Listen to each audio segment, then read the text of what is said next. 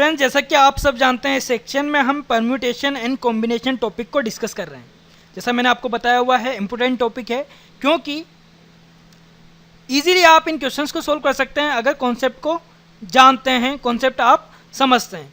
Part 1 में मैंने आपको बताया परम्यूटेशन कॉम्बिनेशन के बीच में डिफरेंस क्या होता है, किस तरह से आप क्वेश्चंस को पहचान सकते हैं कि वो परम्यूटेशन से जुड़ा हुआ है या फिर कॉम्बिनेशन से जुड़ा हुआ है। आज का ये वीडियो काफ़ी इंपॉर्टेंट है। पार्ट 2 हम इसमें डिस्कस करेंगे जो कि है काउंटिंग। काउंटिंग वैसे तो आपको आती है, लेकिन इस टॉपिक में जो इंपॉर्टेंट बातें मैं आपको बताने वाला हूँ, जो इंपॉर्टेंट रूल मैं आपको बताने वाला हूँ, वो काफ़ी काम आएंगे आपके परम्यूटेशन एंड कॉम्बिनेशन से जुड़े हुए क्वेश्चंस को ईजिली सोल्व करने के लिए काफ़ी ज़्यादा काम आएंगे। तो लास्ट तक इस वीडियो को आप देखिएगा। जिन व्यूवर्स ने फर्स्ट पार्ट मिस कर दिया है वो यहाँ पर क्लिक करके उसे देख सकते हैं।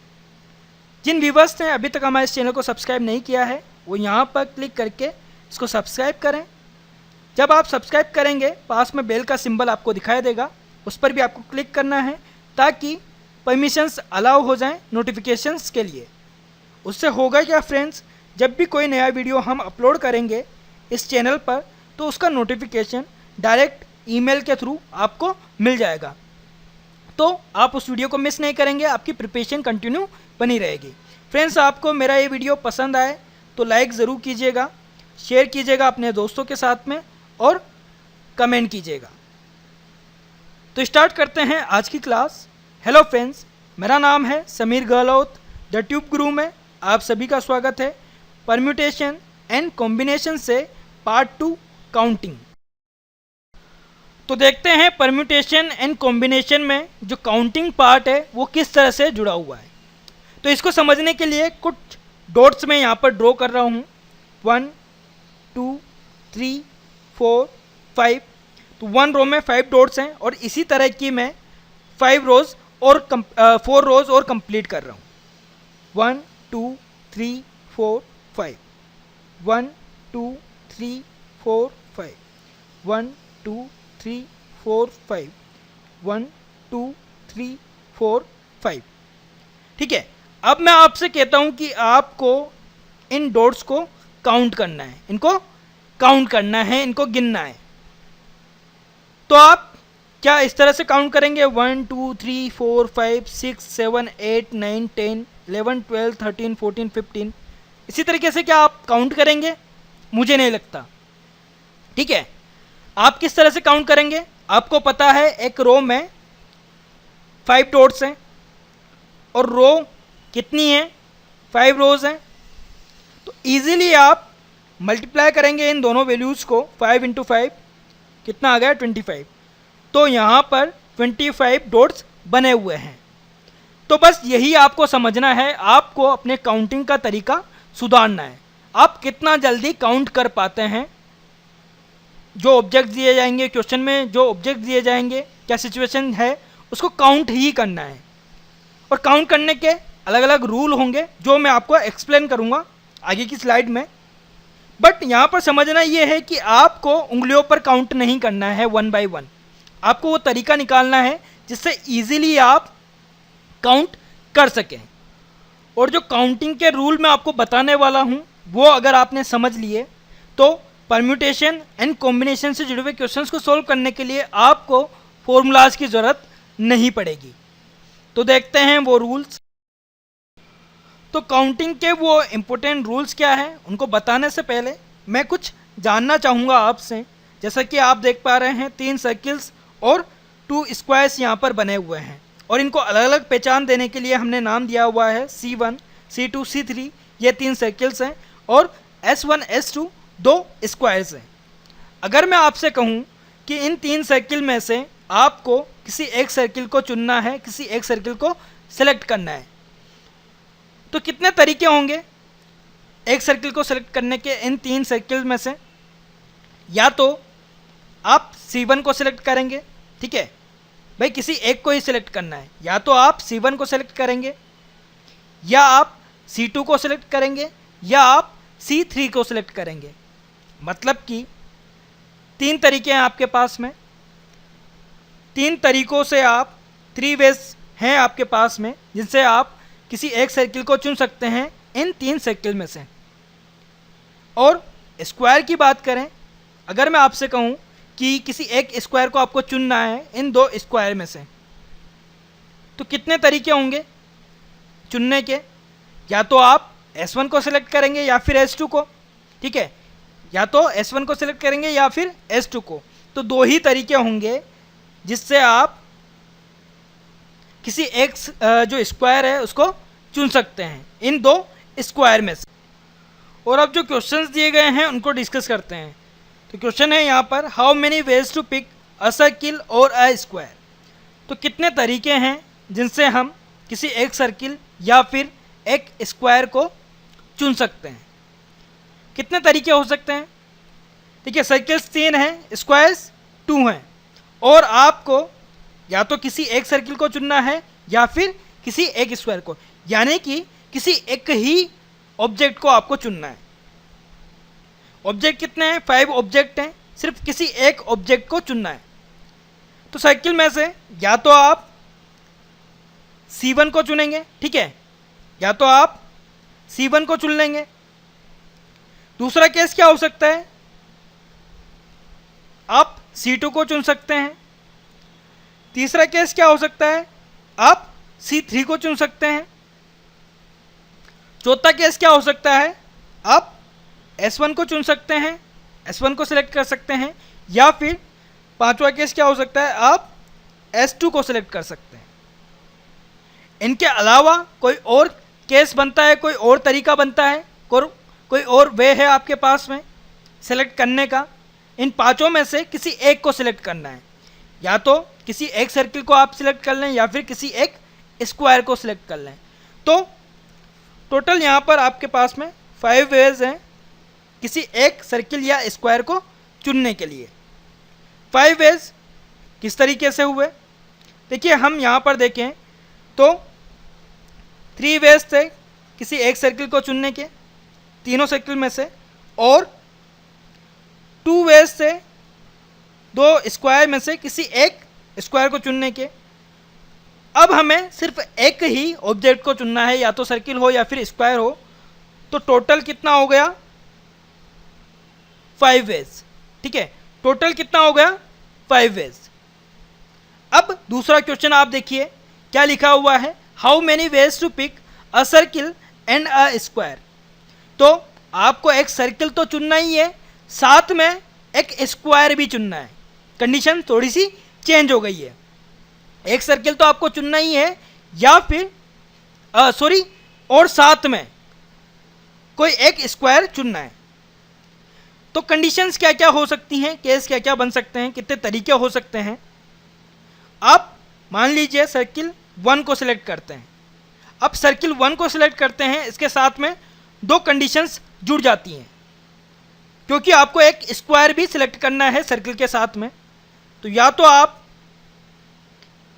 स्क्वायर 1 सिलेक्ट करेंगे या फिर आप स्क्वायर 2 सेलेक्ट करेंगे, ठीक है। तो यहाँ पर 2 कंडीशन हो गई हैं, 2 तरीके हैं आपके पास में।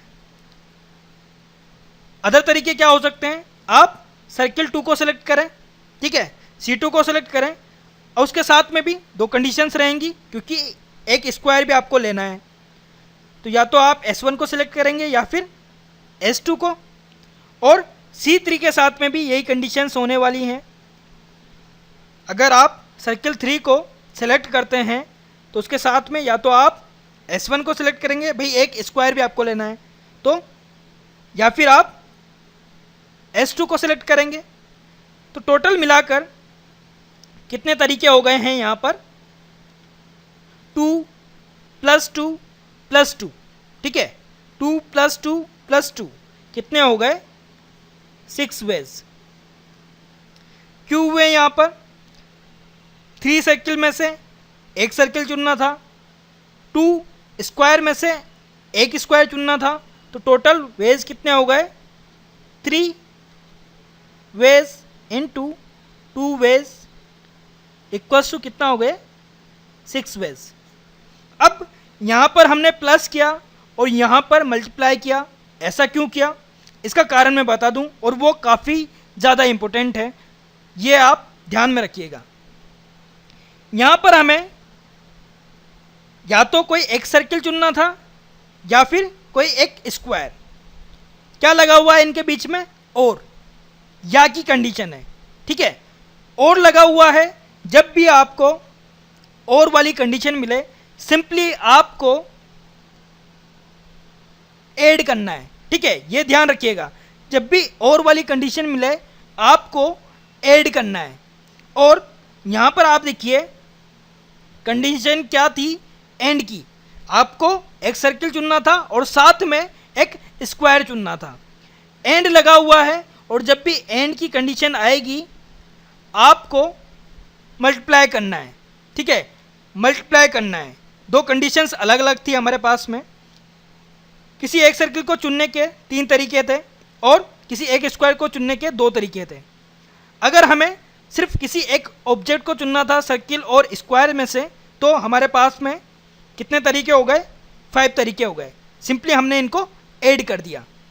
और जब हमें एक सर्किल चुनना था और साथ में एक स्क्वायर चुनना था तो हमने क्या किया? इनको मल्टीप्लाई किया, ठीक है। इनको मल्टीप्लाई किया। कितने तरीके हो गए? 6 वेज। तो और के लिए प्लस आप यूज़ करेंगे और एंड के लिए मल्टीप्लाई आप यूज़ करेंगे। ये काफ़ी इंपॉर्टेंट है। इसे आपने समझ लिया तो यूँ मान लीजिए कि परम्यूटेशन एंड कॉम्बिनेशन से जुड़े हुए क्वेश्चंस काफ़ी इजी हो गए आपके लिए। और की कंडीशन हम यहाँ पर भी यूज़ कर रहे थे। किस तरीके से? आपको 3 सर्किल में से किसी एक सर्किल को चुनना था। या तो आप C1 को चुनेंगे, ध्यान दीजिएगा, या इंग्लिश में और वर्ड यूज़ कर रहे हैं हम, C1 और C2 और C3, ठीक है। और इंग्लिश वर्ड यहाँ पर ध्यान दीजिएगा जिसका मतलब है हिंदी में या तो आप C1 यूज़ करेंगे या फिर C2 आप सिलेक्ट करेंगे या फिर C3 सिलेक्ट करेंगे। या लग रहा हुआ है तो 1 वे प्लस 1 वे प्लस 1 वे, टोटल कितना हो गया? 3 वेज, ठीक है। तो 3 तरीके हैं आपके पास में 3 सर्किल में से एक सर्किल को चुनने के। यहाँ पर भी आप ध्यान दीजिएगा इन कंडीशन के बीच में और लगा हुआ है। किस तरीके से? फर्स्ट कंडीशन क्या है? C1 आप चुनेंगे, ठीक है, एक सर्किल आप चुनेंगे तो उसके साथ में आप S1 चुनेंगे या S2 चुनेंगे, ठीक है। S1 चुनेंगे या S2 चुनेंगे।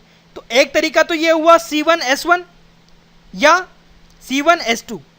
तो टोटल मिला के 2 वेज हो गए। 1 + 1 2 वेज हो गए। इनके बीच में भी या की कंडीशन है भाई, अगर इसको सिलेक्ट नहीं करते आप तो C2 को सिलेक्ट करेंगे, सर्किल 1 को सिलेक्ट नहीं करते तो C2 को सिलेक्ट करेंगे और C2 के साथ में या तो S1 या S2। तो 1 + 1 2 वेज। और यहाँ पर भी लगा हुआ है, इसी वजह से हमने इनको ऐड किया है। और लगा हुआ है तो आपको प्लस करना है। तो 2 ways plus 2 ways plus 2 ways, total मिलाकर कितना हो गया? 6 वेज। तो ये बातें आपको ध्यान में रखनी है। और से जुड़ी हुई कंडीशन हो ऐड आपको करना है, एंड से जुड़ी हुई कंडीशन हो मल्टीप्लाई आपको करना है। तो फ्रेंड्स, काउंटिंग के जो 2 रूल मैंने आपको बताए उन्हीं को और अच्छे से समझने के लिए एक और एग्जांपल हम यहाँ पर ले रहे हैं।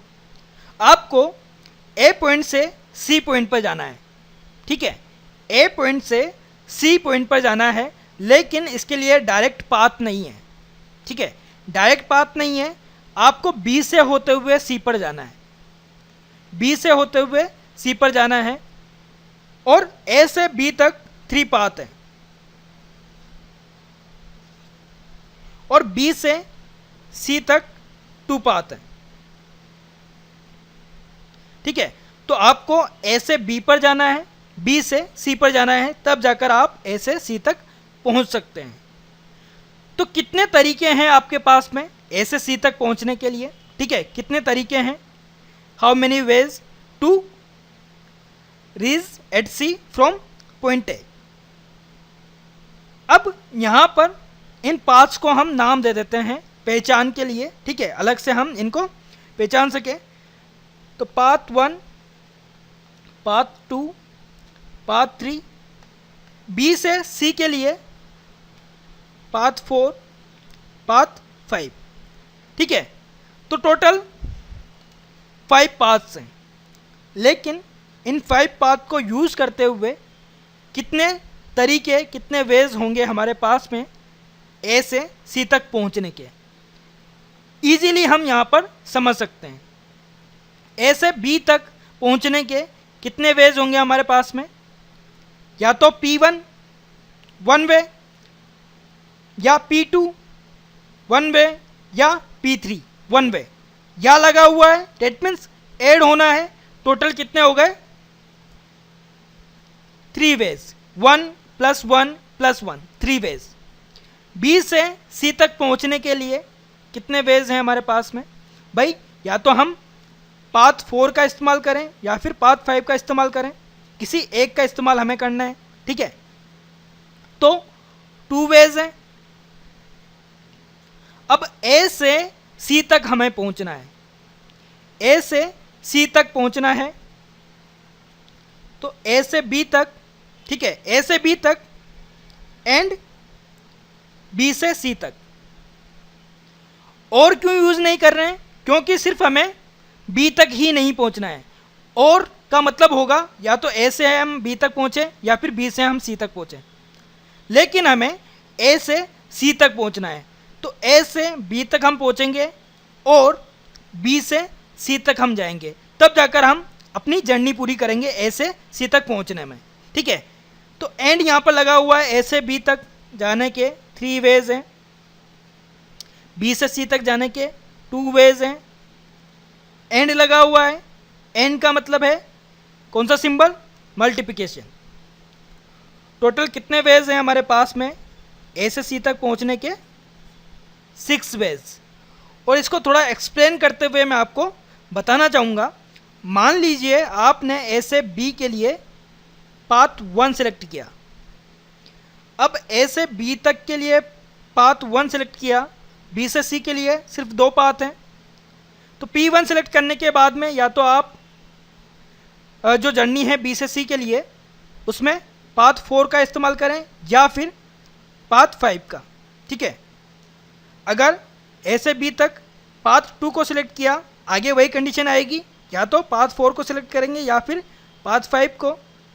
और ए से बी तक पाथ 3 को सिलेक्ट किया, आगे फिर से वही कंडीशन होगी, या तो पाथ 4 को सिलेक्ट करेंगे या फिर पाथ 5 को।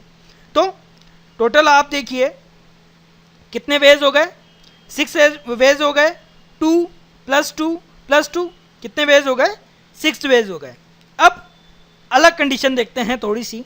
मान लीजिए एक अदर पॉइंट है डी, ठीक है, एक अदर पॉइंट है डी और इसके लिए 2 पाथ्स हैं, इनको हम नाम दे देते हैं P6 P7।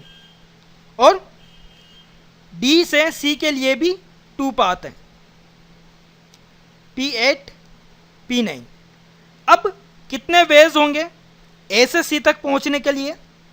अब कंडीशन क्या है, आप ए से बी तक जा सकते हैं और बी से सी पर पहुंच सकते हैं, या फिर ए से डी पर आप जाएं और डी से सी पर जाएं, इस तरह की कंडीशन है।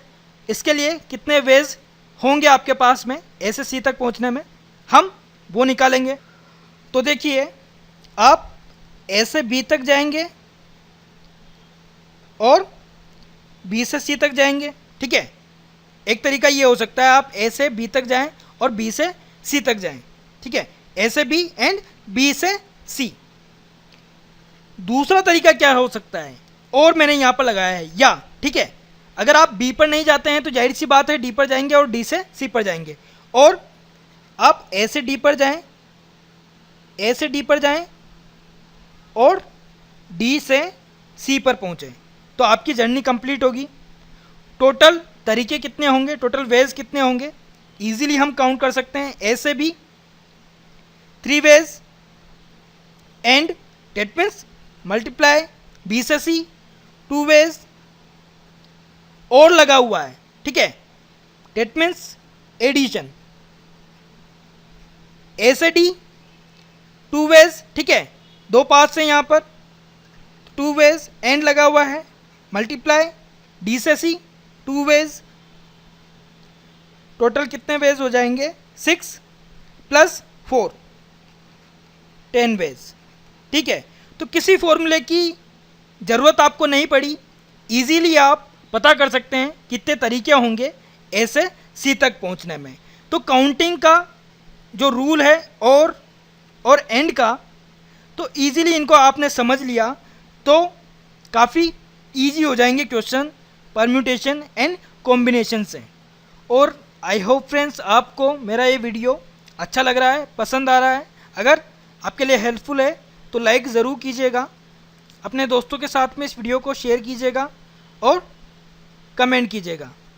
जिन व्यूवर्स ने अभी तक सब्सक्राइब नहीं किया है इस चैनल को, वो यहाँ पर क्लिक करके इसे सब्सक्राइब कर लें। अब कुछ क्वेश्चंस देखते हैं जो कि परम्यूटेशन एंड कॉम्बिनेशन से जुड़े हुए हैं, लेकिन काउंटिंग से काफ़ी इजीली आप इनको सोल्व कर सकते हैं। क्वेश्चन क्या है? A hole has 12 gates. In how many ways can a man enter the hole through one gate and come out through a different gate. तो कहा गया है एक होल में 12 गेट्स हैं, 12 दरवाजे हैं। तो कोई एक व्यक्ति किसी एक दरवाजे से एंटर हो, अंदर घुसे, और किसी अदर दरवाजे से वो बाहर निकले। इस तरह की कितनी कंडीशंस, कितने तरीके हो सकते हैं, ये हमसे पूछा जा रहा है। ठीक है, अब 12 गेट्स हैं, यहाँ पर मैं गेट्स नहीं बना रहा हूँ, डैश से बता सकते हैं। ठीक है, गेट्स हैं तो 1 2 3 4 5 6 7 8 9 10 11 12। अब कोई व्यक्ति है जो कि किसी एक दरवाजे से एंटर होगा और किसी अदर दरवाजे से बाहर निकलेगा। कंडीशन ये है, मतलब जिस दरवाजे से वो अंदर जाता है उस दरवाजे से वो बाहर नहीं निकलेगा। मान लेते हैं कि वो जो व्यक्ति है फर्स्ट गेट से एंटर होता है। अब फर्स्ट गेट से एंटर होता है, बाद में कितने दरवाजे बचे रह गए? 11। 11 में से वो किसी भी दरवाजे से बाहर निकल सकता है। तो फर्स्ट कंडीशन को आप देखिए, इस पर ध्यान दीजिएगा। 12 दरवाजे थे आपके पास में और 12 दरवाजे में से किसी भी एक दरवाजे से वो व्यक्ति एंटर हो सकता था। ठीक है, 12 दरवाजे थे, 12 दरवाजों में से किसी भी एक दरवाजे से वो एंटर हो सकता था, या तो फर्स्ट से या सेकंड से या थर्ड से या फोर्थ से, और इसी तरीके से आगे भी। ध्यान दीजिएगा क्या बोल रहा हूँ मैं, या तो फर्स्ट से या सेकंड से या थर्ड से, या लगा हुआ है। ठीक है, और वाली कंडीशन है।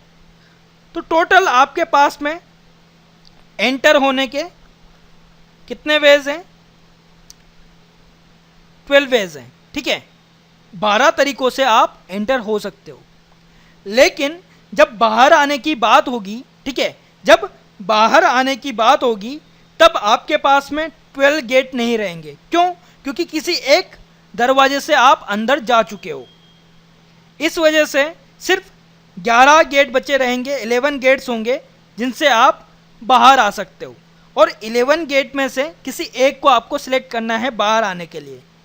वापस से वही कंडीशन होगी, या तो सेकंड से, अगर मान लीजिए फर्स्ट से आप एंटर होते हो तो फर्स्ट कैंसिल आउट हो जाएगा, बाहर आने में वो नहीं गिना जाएगा। या तो आप सेकंड से, थर्ड से या फिर फोर्थ से, इसी तरीके से आगे के जो गेट्स हैं उनसे बाहर निकलेंगे। इस टाइम पर बाहर निकलने के लिए, ठीक है, कंडीशन क्या हो गई है, थोड़ी सी चेंज हो गई है। वेज कितने रह गए हैं आपके पास में? 11 वेज हैं। अब आपको एंटर होना है और बाहर भी आना है। एंटर होना है, साथ में बाहर भी आना है। एंड की कंडीशन लगेगी। ठीक है, एंड की कंडीशन यहां पर लग रही है। एंटर तो होना ही है, साथ में बाहर भी आना है। तो टोटल कितने वेज होंगे? टोटल कितने वेज होंगे इस तरीके से? या तो किसी एक गेट से आप बाहर निकले और किसी एक गेट से अंदर जाएं और अदर गेट से बाहर निकले। इसके कितने तरीके हो सकते हैं? सिंपली आपको 12 × 11 करना है। ठीक है, 12 × 11 करना है, इजीली आपका आंसर आपके पास में होगा। 12 × 12 कितना हो जाता है? 144। 144 में से 12 आपको माइनस करना है, वैल्यू कितनी आ जाएगी? 132। तो 132 वेज हैं कि आप किसी एक गेट से एंटर हों और किसी अदर गेट से बाहर निकल जाएं। अगर 12 गेट हों तो 132 वेज होंगे इस तरीके। और फ्रेंड्स, ये जो क्वेश्चन था कॉम्बिनेशन से जुड़ा हुआ क्वेश्चन था, इजीली आप समझ सकते हैं, क्योंकि अरेंजमेंट की यहाँ पर कोई बात नहीं हो रही है, सिलेक्शन की बात हो रही है। 12 गेट्स थे जिनमें से किसी एक को सिलेक्ट करना था आपको एंटर होने के लिए, और बचे हुए 11 गेट में से एक को सिलेक्ट करना था बाहर आने के लिए। तो बेसिकली कॉम्बिनेशन का जो फॉर्मूला है उसको यूज़ करते हुए आप इस क्वेश्चन को सोल्व कर सकते थे। बस कंडीशन क्या है यह आपको समझनी थी। फॉर्मूला क्या होता है कॉम्बिनेशन का, NCR equals to n factorial divided by r factorial n minus r factorial. First condition की बात करें, 12 गेट्स थे आपके पास में जिसमें से एक को सिलेक्ट करना था, ठीक है। 12 टोटल गेट्स थे जिनमें से एक को सिलेक्ट करना था, तो 12C1 एंड सेकंड कंडीशन क्या थी, वो साथ में थी कंडीशन, एंड आपको जो बचे हुए गेट्स थे उनमें से एक को सिलेक्ट करना था बाहर आने के लिए। तो एंड लगा हुआ है, डेट मीन्स मल्टीप्लिकेशन। 11 गेट्स बचे हैं और उनमें से एक को सिलेक्ट करना है बाहर आने के लिए। तो सिर्फ इसको सिंपल आपको करना है, n factorial 12 factorial divided by r factorial यानी कि 1 factorial, n minus r 12 minus 1 11 factorial into क्या हो जाएगा 11 factorial divided bye 11 minus 1 factorial r आएगा। तो r फैक्टोरियल क्या है, r क्या है वैल्यू 1, और n माइनस r 11 माइनस 1 कितना हो जाएगा 10 फैक्टोरियल। अब जैसा मैंने आपको बताया था कोई भी फैक्टोरियल वैल्यू है उसको एक्सपेंड हम करते हैं, जैसे 5 फैक्टोरियल है, ठीक है, 5 फैक्टोरियल है तो हम लिखते हैं 5 इंटू 4 इंटू 3 इंटू 2 इंटू 1, या फिर हम इसे कुछ इस तरह से भी लिख सकते हैं 5 इंटू 4 फैक्टोरियल। बात एक ही होगी, 4 फैक्टोरियल को हम एक्सपेंड करेंगे तो यही वैल्यूज़ आ जाएंगी। इसी तरीके से ध्यान दीजिए 11 फैक्टोरियल को आप एक्सपेंड करेंगे, ठीक है, तो 11 इंटू 10 इंटू 9 इस तरह की वैल्यूज़ आएंगी लास्ट तक 1 तक। 12 को आप एक्सपेंड करेंगे तो 12 इंटू 11 इंटू 10 इंटू 9 वही रिपीट होंगी जब 11 को हमने एक्सपेंड किया, ठीक है, 11 फैक्टोरियल को एक्सपेंड किया। तो बेसिकली आप देख सकते हैं कि कैंसिल आउट हो जाएगी वो वैल्यू। इसको 12 फैक्टोरियल को हम क्या लिख सकते हैं 12 इंटू 11 फैक्टोरियल, और 11 से 11 कैंसिल आउट हो जाएगा, 11 फैक्टोरियल से 11 फैक्टोरियल कैंसिल आउट हो जाएगा।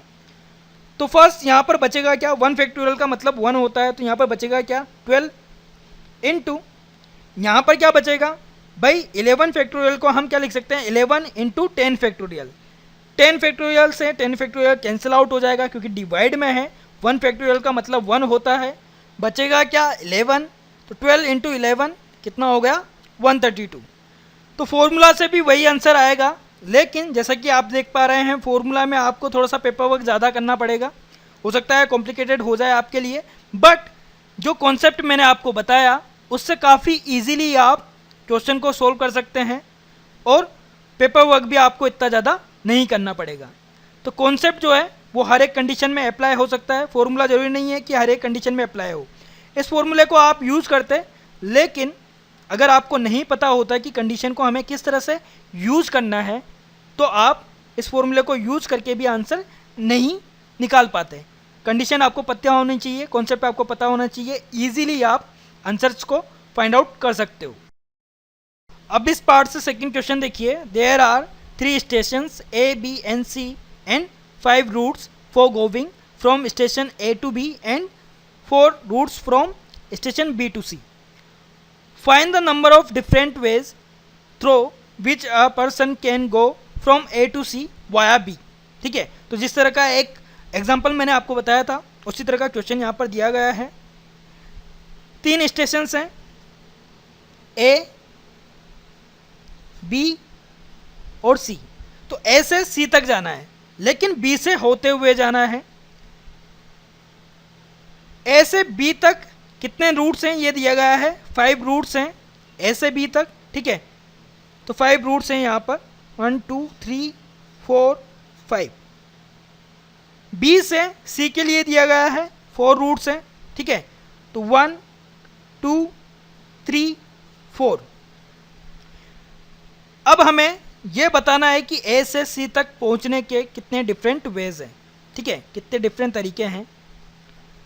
तो जो एग्जांपल मैंने आपको बताया था उसी तरह का क्वेश्चन यहाँ पर है। इजीली आप कह सकते हैं A से B तक कितने वेज हैं, ठीक है, पाथ कितने हैं। पहले तो ये देखिए 5 पाथ हैं, कितने तरीके होंगे A से B तक जाने के, 5 वेज होंगे, ठीक है। बी से सी तक जाने के कितने तरीके होंगे? 4, ठीक है, 4 वेज। अब आपको ए से बी जाना है और बी से सी जाना है, यानी कि एंड की कंडीशन यहाँ पर लग रही है ए से बी और बी से सी, और जो है हिंदी वाला हम यूज़ कर रहे हैं यहाँ पर A to B and B to C, ठीक है, इंग्लिश में हम कहेंगे A to B and B to C. And लगा हुआ है, डेट मीन्स मल्टीप्लिकेशन यहाँ पर होगा, तो ए से बी जाना है एंड बी से सी जाना है, तब जाकर हम जर्नी पूरी करेंगे, ए से सी तक पहुँचेंगे। तो ए से B 5 ways and that means multiply B से सी 4 वेज, टोटल कितने वेज हो जाएंगे? 5 × 4 डेट मीन्स 20 वेज। तो इस क्वेश्चन का आंसर क्या होगा? 20 वेज। और इस क्वेश्चन को देखकर इजीली आप आइडिया लगा सकते हैं ये क्वेश्चन जो है परम्यूटेशन से ना होकर कॉम्बिनेशन से है। क्यों? क्योंकि यहाँ पर सिलेक्शन की बात हो रही है। 5 रूट्स 4 रूट्स हैं जिनमें से हमें एक एक को सिलेक्ट करना है। 5 रूट में से एक को सिलेक्ट करना है, 4 रूट्स में से एक को सिलेक्ट करना है, अरेंजमेंट नहीं करना है। तो कॉम्बिनेशन से जुड़ा हुआ क्वेश्चन है, कॉम्बिनेशन का फॉर्मूला यहाँ पर आप यूज कर सकते हैं। तो ए से बी के लिए कितने तरीके होंगे? ठीक है, ए से बी के लिए कितने तरीके होंगे? 5C1, 5 टोटल पाथ हैं जिनमें से 1 को सिलेक्ट करना है। अब आपको ए से सी तक जाना है तो बी से होते हुए जाना है, एंड की कंडीशन लगेगी A to B and B to C, and का मतलब है मल्टीप्लिकेशन। बी से सी के लिए कॉम्बिनेशन का फॉर्मूला क्या हो जाएगा, क्या यूज़ करेंगे आप? 4C1, 4 पाथ हैं जिनमें से एक को सिलेक्ट करना है। फॉर्मूला उसी तरीके से यूज़ होगा। किस तरह से एक्सपेंड करते हैं फॉर्मूला को? किसके इक्वल होता है? 5C1 5 factorial divided by r factorial. r की वैल्यू क्या है? 1 factorial n minus r, 5 minus 1 यानी कि 4 factorial into 4 factorial divided by r factorial यानी कि 1 factorial, n minus r, 4 minus 1 कितना? 3 फैक्टोरियल। तो 5 फैक्टोरियल को हम एक्सपेंड करेंगे तो लिख सकते हैं 5 × 4 फैक्टोरियल। 4 फैक्टोरियल से 4 फैक्टोरियल कैंसिल आउट हो जाएगा, 1 फैक्टोरियल का मतलब है 1, तो वैल्यू यहाँ पर रह जाएगी 5। इसको सोल्व करते हैं तो 4 फैक्टोरियल को एक्सपेंड करेंगे तो 4 × 3 फैक्टोरियल, 3 फैक्टोरियल से 3 फैक्टोरियल कैंसिल आउट हो जाएगा, 1 फैक्टोरियल का मतलब 1, वैल्यू यहाँ पर रह जाएगी 4। 5 × 4 कितना आ जाएगा? 20। तो कॉम्बिनेशन से जुड़ा हुआ क्वेश्चन था, डायरेक्ट फॉर्मूला यूज़ करके भी आप आंसर फाइंड आउट कर सकते थे, लेकिन कॉन्सेप्ट आप समझ लेते हैं तो काफ़ी अच्छा होगा आपके लिए, क्योंकि ईजिली आप इन क्वेश्चंस को सोल्व कर पाएंगे। अगर कंडीशंस चेंज होंगी, सिचुएशंस चेंज होंगी क्वेश्चन में, तब भी आपको ये समझ में आएगा कि आपको किस तरह से वैल्यूज़ को काउंट करना है, मल्टीप्लाई करना है या फिर ऐड करना है। तो कॉन्सेप्ट अगर आप समझेंगे, उसको साथ में लेते हुए चलेंगे, तभी ही आप आगे के जो पार्ट्स हैं, जो डिफरेंट क्वेश्चन हैं, थोड़े से कॉम्प्लेक्स क्वेश्चन हैं, उनको भी इजीली सोल्व कर पाएंगे। अब इस पार्ट से last question number 3। There are 25 students in a class with 15 boys and 10 girls. The class teacher selects either a boy or a girl for monitor post of the class. In how many ways the class teacher can make this selection. तो question क्या है, इसको पहले ठीक से समझिए। 25 students हैं एक क्लास में, और उन 25 स्टूडेंट्स में से 15 बॉयज़ हैं और 10 गर्ल्स हैं। टीचर को मॉनिटर पोस्ट के लिए एक गर्ल को या फिर एक बॉय को सिलेक्ट करना है। ध्यान दीजिएगा, बॉय और गर्ल किसी एक को सिलेक्ट करना है। 15 बॉयज में से या तो कोई एक लड़का या फिर 10 गर्ल्स में से कोई एक लड़की, ठीक है, किसी एक को ही सिलेक्ट करना है। तो कितने तरीके होंगे उस एक मॉनिटर पोस्ट के लिए सिलेक्शन के लिए, ठीक है, तरीके कितने होंगे यहाँ पर हमें फाइंड आउट करना है। तो जैसा एक एग्जांपल मैंने आपको बताया था 3 सर्किल और 2 स्क्वायर्स का, उसी तरह की कंडीशन यहाँ पर है। 15 बॉयज़ हैं और 10 गर्ल्स हैं। कंडीशन जो है और की है, 15 बॉयज़ में से किसी एक बॉय को सिलेक्ट करना, कितने वेज हो गए, कितने डिफरेंट वेज हो गए, 15 वेज हो गए। ठीक है, 10 गर्ल्स में से एक गर्ल को सिलेक्ट करना, कितने डिफरेंट वेज हो गए, 10 डिफरेंट वेज हो गए। और की कंडीशन लग रही है, या तो कोई एक लड़का सिलेक्ट होगा या फिर कोई एक लड़की सिलेक्ट होगी, और डेट मीन्स प्लस। ठीक है, तो टोटल वेज कितने हो जाएंगे, 15 प्लस 10, डेट मीन्स 25 वेज। तो 25 तरीके हैं जिनसे जो टीचर है वो सिलेक्शन कर सके मॉनिटर पोस्ट के लिए, कोई एक लड़का या फिर कोई एक लड़की। ठीक है, 25 वेज हैं। और ये जो क्वेश्चन है इसे भी आप इजीली कॉम्बिनेशन का जो फॉर्मूला है उसको यूज़ करके सोल्व कर सकते हैं। क्या हो जाएगा, 15C1 प्लस और की कंडीशन है। ठीक है, यहाँ पर प्लस करना है, अगर आपने मल्टीप्लिकेशन कर दिया तो फिर आंसर जो है रॉन्ग हो जाएगा। तो 15C1 प्लस 10C1। ठीक है, इसको आपको सोल्व करना है, सोल्व करने के बाद में आंसर आपको जो है 25 ही मिलेगा। ठीक है, एक्सपेंड आप कीजिएगा जो फॉर्मूला है उससे और सोल्व करके देखिएगा, आंसर आपको 25 मिलेगा। तो ये कुछ तरीके थे जिनसे आप इजीली कॉन्सेप्ट को समझ सकते हैं, परम्यूटेशन एंड कॉम्बिनेशन के कॉन्सेप्ट को समझ सकते हैं, इनसे जुड़े हुए क्वेश्चंस को इजीली सोल्व कर सकते हैं। और जो कॉम्प्लेक्स क्वेश्चन है उनको सोल्व करने में जो काउंटिंग मेथड मैंने आपको बताया, जो रूल्स मैंने आपको बताए, वो काफ़ी काम आने वाले हैं आपके।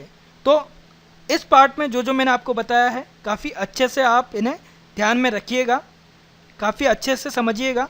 अगर एक बार में समझ में नहीं आता है तो वापस से रिपीट कीजिएगा और समझिएगा। आई होप फ्रेंड्स आपको मेरा ये वीडियो पसंद आया होगा।